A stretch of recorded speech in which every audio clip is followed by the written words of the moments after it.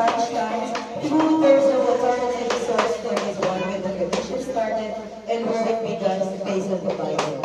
The biblical tradition that the number 7 signifies completeness of perfection.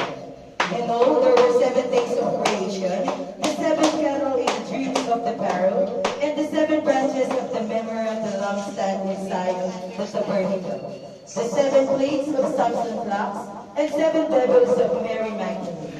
7 deadly seeds, the 7 Pentecost, as 7 times 7 days after Passover. Even the 70 elders of Israel. So to start the celebration, may I call in the mother of the celebrant to begin the celebration with a prayer. I would like everyone to stand, please.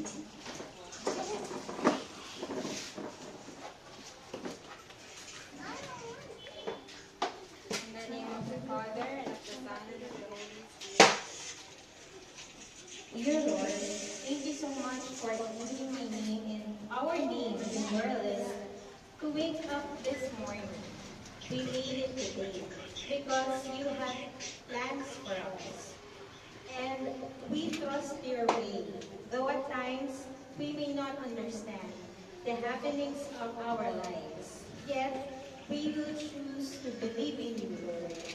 Let this day be the day that we will receive an answer to all our prayers, healing to pains and joy to all our sufferings. In Jesus' name, I truly pray. Amen.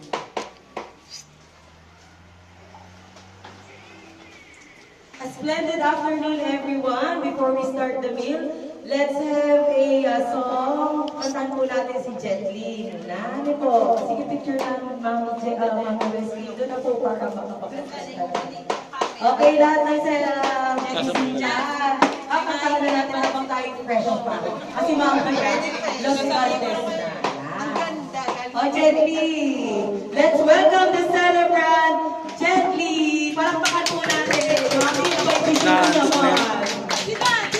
Nasa ba si Daddy? Video mo yan. Okay, yung daddy tsaka yung mami nagbihis pa. Kaya si Wesley. Sige, dito na tayo. Tayo-tayo lang naman eh. Para iyayan. Si Lolo, dapat po sa katabi ng birthday. Okay, napo tayo. Ito tayo sa kalapit. Everybody, kung dundun dito.